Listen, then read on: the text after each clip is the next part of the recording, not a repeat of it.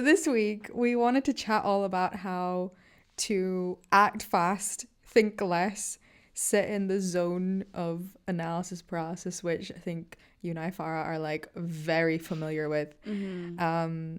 How to get out of that zone basically and just do more. And I feel like you have done a really good job of it with your wedding day diaries recently. And I feel like, not to pat myself on the back, but I feel like I have done a good job of it as well by like actually getting my ideas out of my head, actually quitting my job, not just thinking about it, and doing little things like that. So I wanted to talk a little bit about how we can actually think less and do more. So what do you think? What was your like? How was the run up to your wedding day diaries being launched? I do know the answer to this question, but I For the purposes of feel like for being the on purpose of record. this episode, let's talk about it a bit more because I feel like it's very not you. True. It isn't to an extent. So I think the idea that I had happened a few months prior. Oh, actually, I don't even think it was that long. To be honest, I didn't know that content creation for weddings actually existed until I had my own wedding. And it genuinely was because I wish I had someone like that on my wedding day, which was only then after. I don't know how I even came across it. I think I came across it online, just a concept of having someone like that at your wedding to hire. Because obviously we all know like your friends and your family can take videos and pictures for you, but nobody's there from start to finish. You know, like when you're doing your couple shoot, when you're like, even before your event starts, like you have a whole day before your day and nobody's really there to capture those moments. So I think post wedding, I just like, I don't know, I was really sad about not having that because I did get a taste of that when I had my other events like my nikah, my mehndi. I just had a lot more content on those days compared to my main day because it was just so much bigger and so much more going on, and people weren't with me all day like they were on the other days.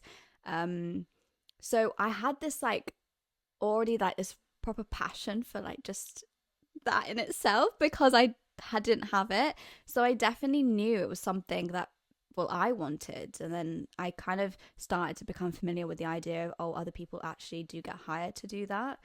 So I could have hired someone, I just didn't know about it at the time. And I knew that there were other people kind of doing that job, but it's a very, very small, even now in the South Asian community, there's not many people doing that. And it was very much an American thing as well. Not many people in the UK were offering that kind of service. So as I started to become more familiar with it, I ended up making tons of excuses as to why I couldn't start right now. So I needed a car because how am I going to get to bookings? And I've already got like, I had a lot of other personal stuff on my plate that I wanted to like tie up those loose ends before I started something new. And there was just always something in the way. And I did give myself a timeline. I was like, okay, when this thing happens, then I'll go and do it. When I can buy my car, then I'll set it up and do everything. And then I won't go into too much detail, like what actually sprung me into action, but something happened in my personal life, and I just and it meant that I couldn't like get my car. It was going to be a bit more delayed, or just things weren't working out in that sense, or like all the excuses that I had for myself. It meant that those things were going to now be prolonged. So I sat there in my frustration one day, and I was kind of like, well, if I don't do it now, I never am going to do it because there's always going to be something else that crops up. There's always going to be another reason to not. So I remember it was just out of frustration, out of a different, completely like kind of unrelated situation. I just wanted to distract myself. I just wanted to like not think about it. So I literally just sat there one random day and I just created my page, like my Instagram. That was the first thing I did. And I remember I didn't even like, I had no logo idea, I had no color scheme, I had no name idea. I literally had no clue about anything. I hadn't even thought about these things prior because I was like, oh, once I get my car and once everything's in its perfect little box and when everything aligns, then I'll start thinking about these things.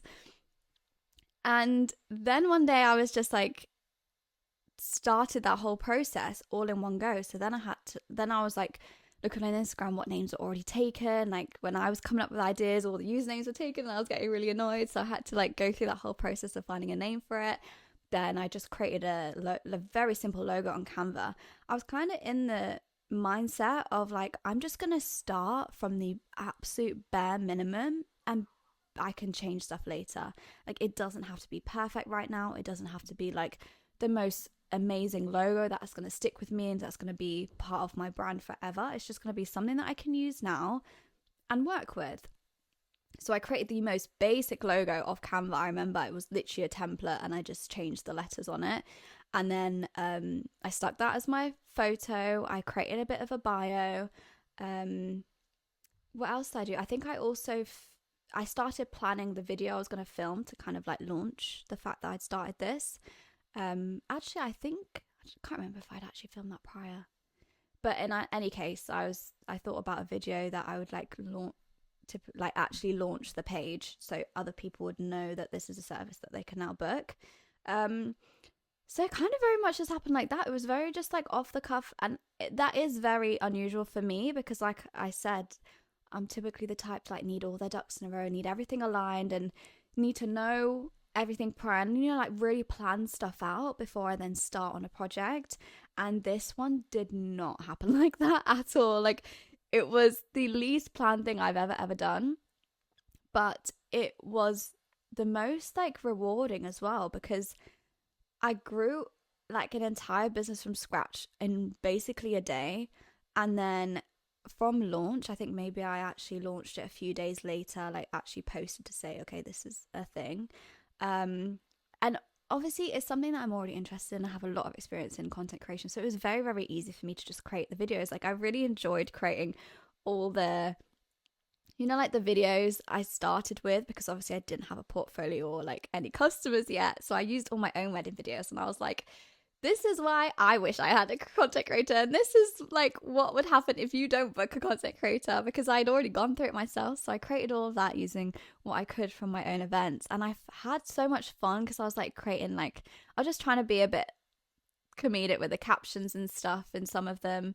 And one of my videos, I think it's on like 9 million views right now. What? On my wedding day diaries page. Yeah, it went viral. Like, it literally exploded. And I was like, okay, this is just a sign that this is what I'm meant to be doing. Like, yeah, I'm so made for something like this, but it's just so crazy that I didn't even know it existed like a couple of months prior.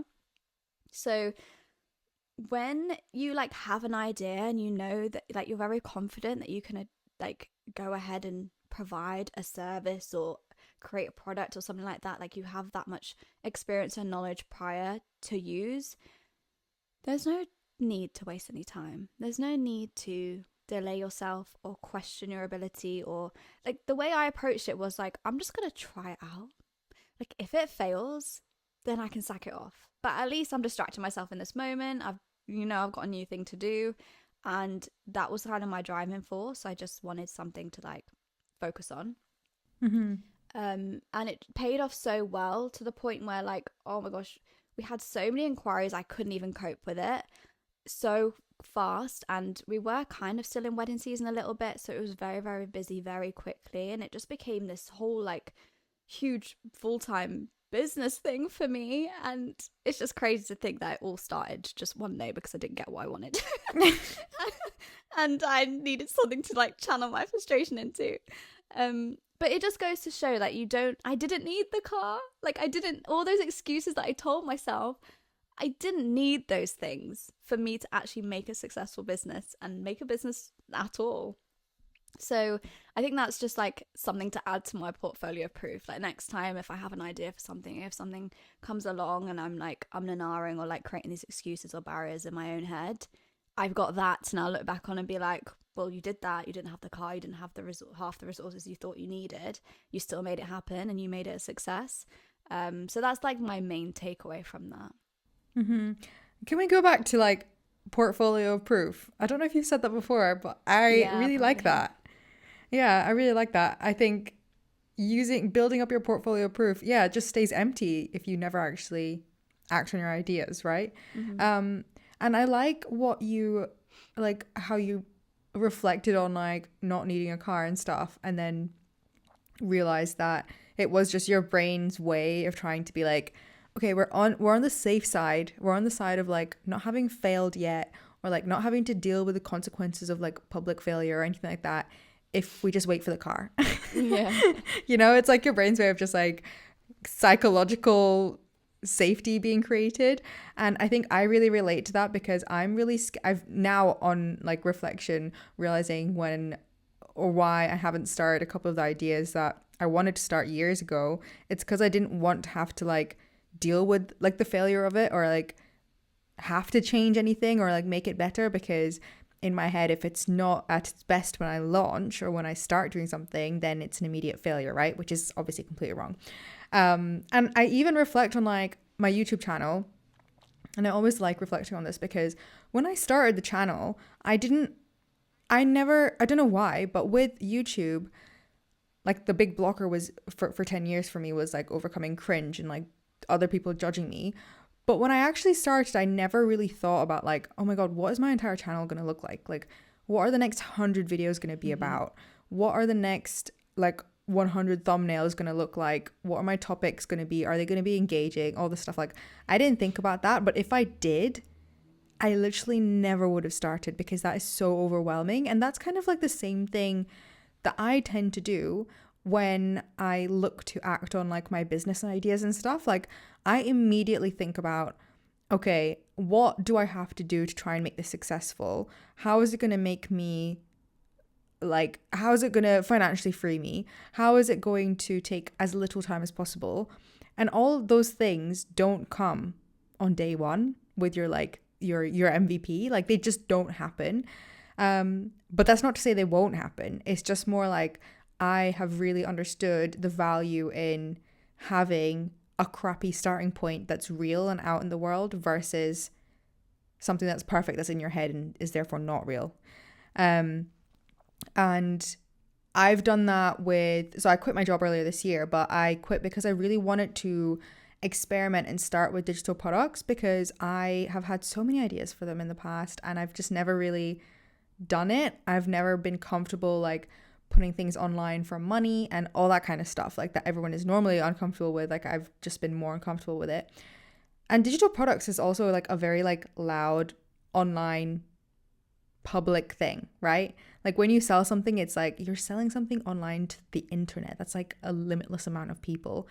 And what I was always uncomfortable with is the fact that like my day one version of that product or whatever it is that I want to create is probably not going to be the best it could be, even though I'm charging money for it, even though it's got value. Like, it's never going to be the best you can make it, right? Because it has to like improve and iterate with time. And that's what's really stopped me from like launching things in the past. And now that I've launched, like the first thing I did was my webinar in the summertime. I charged for that. And I had so much fun. And I purposefully made it a webinar because I was like, if it's a like time-bound webinar, then I know that I can improve it and like actually take it up a notch and like turn it into an ebook or turn it into like a course or something, right? I think if I tried to launch a course, I would have like never done it. Just because I feel like that's like as someone who overthinks every aspect of like an idea that you're trying to put out there, I would have overthought every single thing to do with that, and I would have thought it needed to be absolutely perfect. I never would have started. So I think for me, making like the thing I did first, like a small thing that I know has scope for improvement, was an easy way for me to actually do it and get it done. So yeah, that's one thing I'm going to keep doing in the future is like, what is the smallest version of the thing I'm trying to launch? Like, what is it and how can I get it out as fast as possible? And it might make you uncomfortable to do that because you don't want to launch the smallest, like most basic version of something, right? Like, you don't actually want to do that. But that's what actually has to happen for this really cool, beautiful finished product to exist. So with now, like my actual planning process for my ideas, like whether they're business or not, is, okay, I have the idea. What is the absolute like bare bones version of it? And that's the thing that I'm going to launch. I'm not going to worry about what it looks like in its perfect state. So that's really helped me launch stuff. And I also think something that's helped me, that you actually helped me with as well, like when I was talking to you about like my plans and stuff a few months ago, is having a date in the diary for like getting something done and working, like reverse engineering from that. And then what I've been doing, just because a lot of my ideas are public facing, is like I put that date out and I put it out publicly as well. So like, for example, if I want to launch something, I will send an email out and be like, this is launching on this date, sign up for a wait list. And then because people are on a wait list and they have this date in mind, I now have to do it. Yeah. So it's quite a good idea. Did you ever kind of do anything like that for your wedding day diaries to keep yourself accountable? I'm trying to remember for that specifically, but I think everything happened so quickly then that I didn't need a date. But I've definitely done that in the past. And that's always generally been my approach, because I know if I don't have a date, then in my head, I have infinite amount of time to do this. And that means that's not going to get done anytime soon. So that's generally how I approach things. If I want to start a new project, or if I want to do anything new, but something that like takes a lot of work, it's so easy, especially when it's new, to procrastinate on it, because it's like, well, it doesn't exist in your world right now. So it's easy to continue existing like that without it like becoming a real thing. Because until you start something, it's just in your imagination and it can stay there for as long as you want it to. So I always operate with the idea of, okay, like I will start with what date do I want this to be like real, as in for other people. So if it's a product or if it's a service, or even if it's just like a new series on my page that I want to launch, or like when do I want to actually launch that by? Because a lot of the things that you typically will want to launch and things, depending on the industry or like what it is, but a lot of the things can be seasonal. So especially like for my wedding page, like if I was to launch that in the winter, it would have been a little bit pointless, because there's not, people get married in the winter, but there's not half as many weddings happening in that time. So I would have really had to wait till the following summer to actually see a difference in like in, well, to actually just get bookings. And it's not clearing.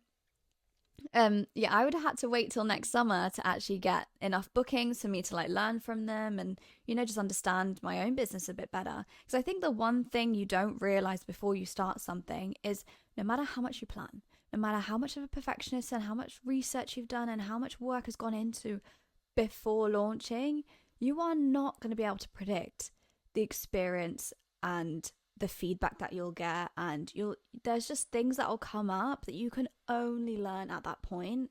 So it's far better for you to actually just put things out and actually get something, like Dev said, like get something small out that people can react to, that you can get feedback on, that you can even experience for yourself.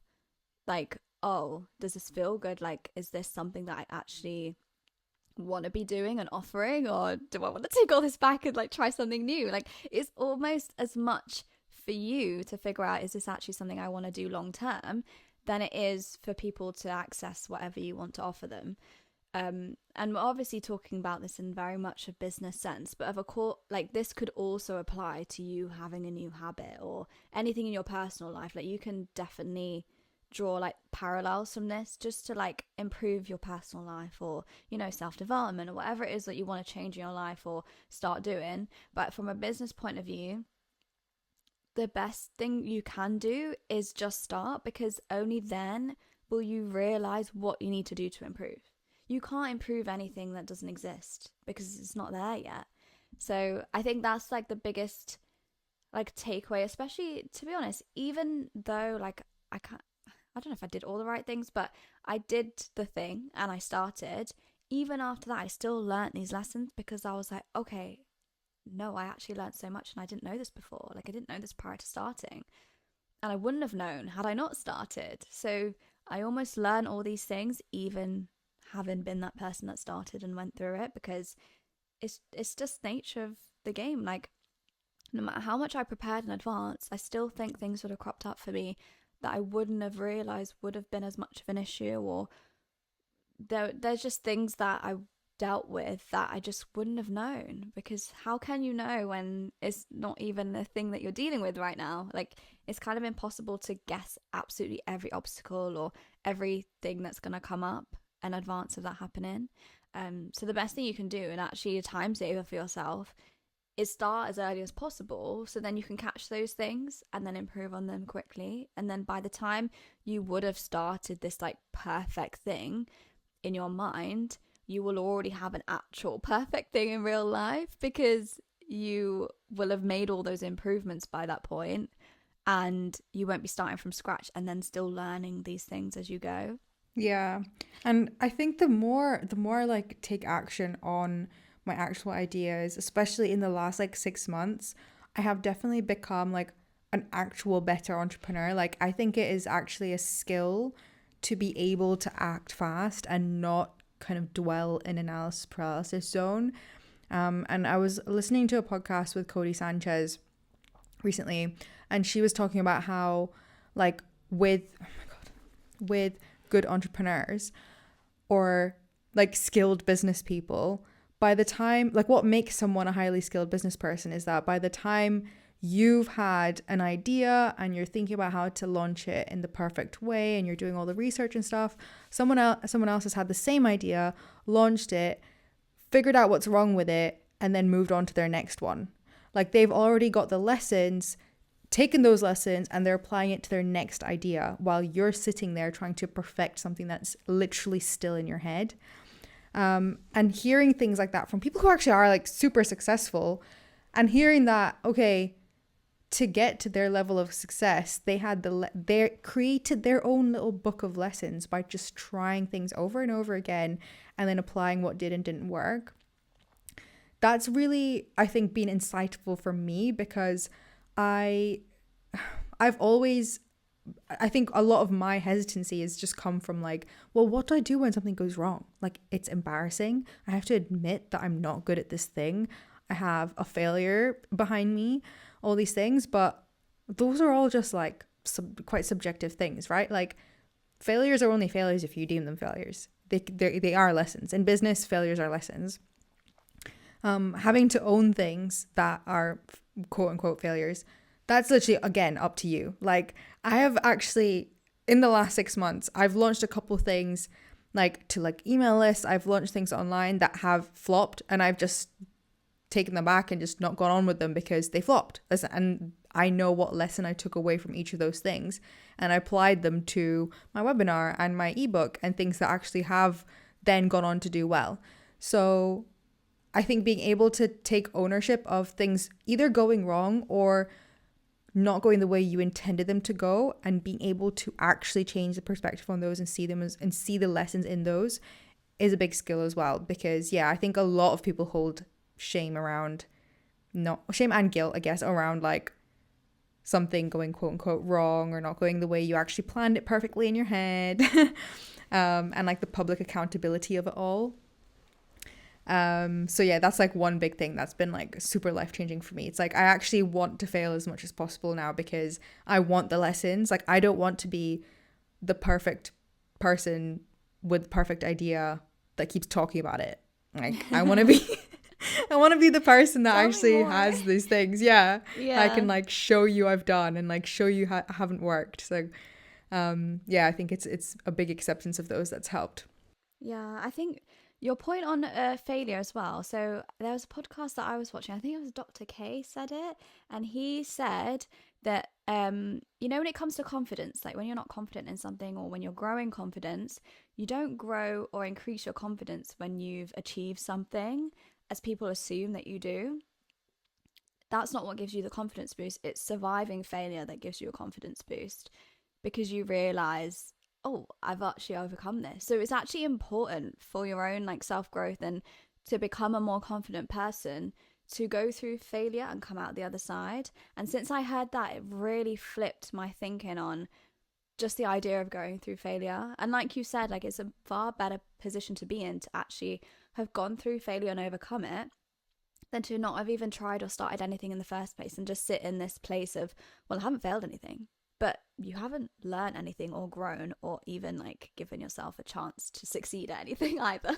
So I know what position I'd rather be in. And I feel like failure is such a taboo as well, especially when you maybe are like public with what you want to launch. Like, for example, with my like content creation business, that was a very, very public thing. Like, I posted on my own personal page, which has like obviously a lot of followers than a brand new page would. So, and also that was like my own personal brand. So I'm immediately tying myself to this new thing that could sink or swim. Like, I don't know what's going to happen. I don't know if people are going to think this is a terrible idea and think, why on earth would I want to book that? Like, there's all these unknowns. But I think even if it had all gone to shit and it had, I don't know, something terrible happened and or nobody wanted to book it or nobody thought it was a good idea, I still would have had to find myself out of that situation, and I still would have learnt so much from going through that. And even though it's been successful, there's still moments in time where I like really like problems will arise. I have to figure things out. Like, there'll always be something to learn from, but my confidence is only increasing going through those things. Like, I wasn't really like, it is so hard to be confident before you've started something. Like, it'll only come after you've realized, oh, I've got through this thing. So again, that's also something to remind yourself of. Even if you're not feeling confident right now in whatever it is that you're planning to launch, yeah, there's a reason for that. It's because your confidence will come after you've done that thing. Like, it's normal. It's on not the other abnormal. side. Exactly. So don't feel strange for like not for feeling uneasy or feeling like you've not got enough confidence to start this thing. It's because your confidence will come from going through it. Which, yeah, you don't really hear a lot of that about, because my idea of confidence has always been like, oh, if I've like successfully completed something now, I'm confident in it and I've like built the skill up. And that can be true too, but I do see a much more powerful like outcome in terms of confidence when you've failed something, it's not worked out, you've had to figure your way through it, you've survived it, and then you can look back and you have now a story to tell, you know, have lessons to learn that you can teach other people with. Like, there's a lot that come out of failures. I feel like we see them so negatively, but you can look at it so differently. Like, now that's forever a story that you can share of, okay, this is a place I was once in and this is what I went through, but now look at me. And eventually you'll make yourself a success. It's just for the plot. Yeah. And you know what is springing to mind as you're talking about that? The podcast, the failed podcast that we share is like, I used to really have a lot of shame around that because it was such like a quote unquote public failure. But yeah, our like previously failed podcast, I used to really think that was like such a negative thing because I thought, oh, if I can't get through that, then what am I ever going to get through? But I have so many lessons from it that I can apply to like business, relationships, running a podcast. And there's so much like there's so much confidence that's come off the back of that happening that I have a lot of gratitude for that happening. Whereas before I really like didn't. But that's because I have historically struggled with like public failure and stuff like that. Not just failing publicly. Yeah. So that's a really nice way to reframe it because, and to be honest, for anyone listening, if I can get through that, you can get through anything. I can vouch for that. Honestly. Yeah, that was a tricky situation. But you know what's also so painful, if you think about it, is living with what if. Yes. So like you go through these situations, like we went through that really awful situation, which I still wish I didn't have to go through that. But if I didn't do that and if I didn't try, I would probably be thinking now, what if I tried that? I would have never known the outcome. I would have never known the lessons I could have gleaned from it. I would have never known, okay, now you need to be like, this is a reason why you should be really freaking cautious, like who you do business with, and like all these lessons I've gleaned from that situation. All I would be thinking right now is, oh, what if I tried to do that though? It could have been such a success and I could have done this and I could have done that. I would have never known the outcome. So I'd much rather the fact that I've now done it, and even if it didn't work out so well, I don't have that what if. And the same with like my business. Like if I'd not started that at all and I just had the idea, I'd be sitting here like, oh, what if? Like I would have never known what it would have been like to run it. I would have never known if I'd liked it or not. I would have never known that I could make it a success. And it's the same with like anything that you want to do. Like, I think living with what ifs is enough to steer me away from like not taking action, because I hate the idea of like having that in my head, because you don't know until you do it. Like you can just imagine at that point. So I find it really painful to live with what ifs. And if you are someone too, I feel like that's enough of a driving force to just go ahead and do what you want to do. And if you've got an idea, run with it, because then you won't look back in 5 years' time and think, what if I did take that option? Or what if I did actually start that thing? Where would I be right now? And I hated feeling like that. I think when I was younger, if I would like have ideas and I didn't have the confidence to start them, or there's always a reason why I couldn't, I wasn't allowed to do something, or I felt like, what if people like judge me for doing this? And you end up like delaying stuff that you probably will end up doing later anyway. But I always think to myself, what if I started my YouTube earlier? Or what if I started my socials a bit earlier? Or And those keep me up at night, those kinds of questions. Exactly. And I like, it infuriates me even to this day. So things like that I remind myself of, and I'm like, I don't want to be a what if girl anymore. Yeah. And you know what? I think, yeah, if you're listening and you've got an idea, or you've got a couple, or you've got a million ideas, if you're someone like me and you're just like constantly every day thinking of new things to do, if you can ask yourself this question, would you be happy not knowing what would happen if you did that thing or didn't do that thing? If you can be happy not knowing the outcome, then you don't need to take action. I think that's like a really good way to reframe it, because I don't think anyone listening would be happy like not taking the action. I think you have to be intrigued enough for your idea for you to even like withstand it, even if you started it. Okay, there's this thing I read, I don't know what book it was, but it was something, I think it was the 101 Essays actually, and it said something like, to be successful in something, or to even like know that it's a right path for you to go down, you only know it's the wrong path when you have indifference towards it. Like if you don't care, if you're not interested in like seeing what the outcome could be, then that's not the right path to go down. But if you have fear, or if you have excitement, even if you feel like it's a negative emotion towards that thing, that's indication that that's the path for you to go down, because you have a strong emotion towards it. And anything that you have a strong emotion towards is worth like trying to figure out and see if that's for you, because then otherwise you will end up in that what if situation. Because once that fear subsides, and once you kind of get over that, I don't know, imposter syndrome, or a few years pass and you've grown a bit to realize, actually I could have done that thing, you will have regrets, and you will be sitting in your head thinking, what if, and why didn't I see what I see now back then?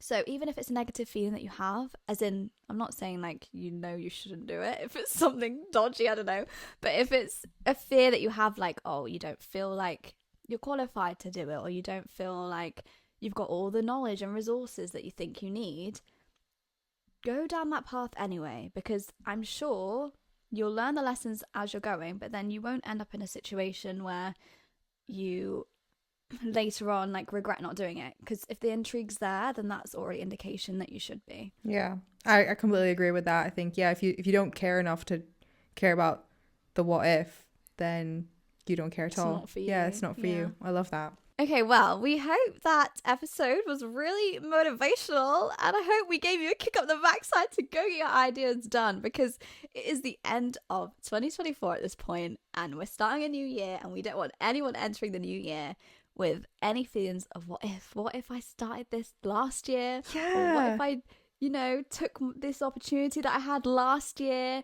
You've got the opportunity. You've got 2 months left still to make a change, make a start on something. You don't have to wait till the 1st of January to start with your plans or your goals. Start now. Now is the best time to start. Get yourself that momentum built up, so then you can continue it in the new year. Mm-hmm. And do it small. Do it small and do it basic. You don't have to do anything major.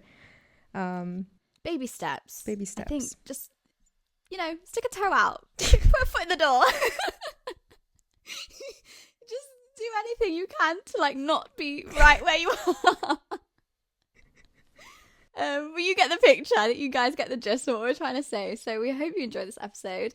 If you did, definitely give us a thumbs up on YouTube and drop us a comment and let us know if you've ever experienced a what if feeling, or if you've had an experience with starting a business or anything like that. We'd love to hear more about your experiences. And if you're listening on Apple or Spotify, then give us a rating. We really, really want to hear your feedback and hear if you're enjoying these episodes. So please don't forget to leave us a rating on there.